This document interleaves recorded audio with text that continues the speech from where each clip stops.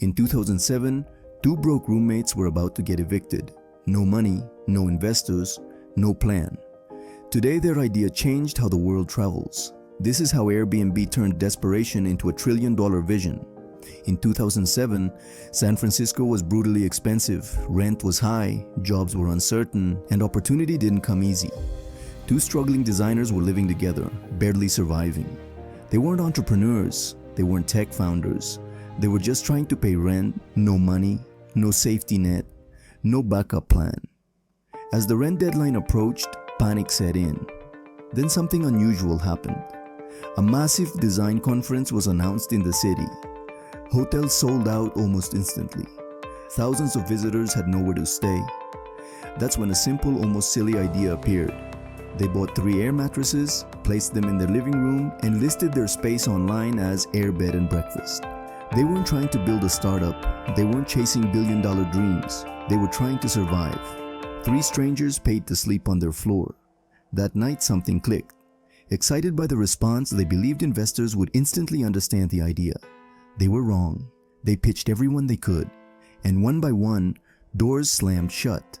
Over 100 investors rejected them. Some laughed, some dismissed them politely. Others were brutally honest. Why would anyone stay in a stranger's house? Hotels already exist. This will never scale. Even their families questioned them. Money ran out. At one point, the bank balance hit 0. No traction, no growth, no validation. This is the point where most founders quit. They didn't. This is where the story takes a crazy turn. With no funding and no options left, they decided to get creative. During the 2008 US presidential election, they noticed something interesting. People were obsessed with politics, so they designed limited edition cereal boxes, Obama O's, Cap and McCain. They sold each box for $40. It sounded ridiculous, but it worked. They made $30,000, not from tech, not from investors, but from creativity and desperation. That money kept the company alive. Lesson here? Great founders don't wait for permission. They invent survival. Even after raising a small seed round, growth was painfully slow. Listings existed. The website worked. But people weren't booking enough. Then they noticed something strange. Some homes were getting booked frequently, while others were ignored. The difference? Photos. Listings with high-quality photos performed dramatically better. So instead of delegating or outsourcing, one of the founders did something rare.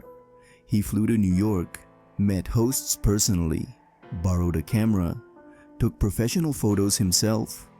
The result? Bookings instantly doubled. That's when a powerful realization hit. They weren't in the travel business. They were in the trust business. Fix trust, and growth follows. Once trust was solved, everything changed. More hosts joined the platform. More guests felt confident booking. More guests attracted even more hosts. A perfect network effect was born. Airbnb expanded city by city, country by country. No hotels, no buildings, no physical inventory, yet millions of homes across the world. By the mid-2000s, Airbnb was valued at tens of billions of dollars. But just when everything looked unstoppable, the biggest challenge arrived. In 2020, the world shut down. Flights stopped, borders closed, travel collapsed overnight. Airbnb's revenue dropped nearly 80%. The company laid off 25% of its workforce. Many believed this was the end, but instead of panicking, Airbnb adapted. They shifted focus to long-term stays, promoted local travel, cut unnecessary costs, and focused only on what truly mattered. They didn't chase growth, they protected the core. When travel returned, Airbnb came back stronger. Soon after, they went public and shocked Wall Street. Here's the real lesson. Airbnb didn't win because of technology. They won because of mindset. They solved a real human problem. They turned rejection into feedback. They obsessed over trust, and they survived when quitting made sense. Right now, somewhere in your life, There's a small idea you're ignoring, a problem you think isn't big enough. Airbnb started with air mattresses, Uber started with black cars, Amazon started with books. Big empires begin small, but only if someone refuses to quit. If this story inspired you even a little, subscribe. Because every week we break down how ordinary people build extraordinary businesses. Your idea might be next.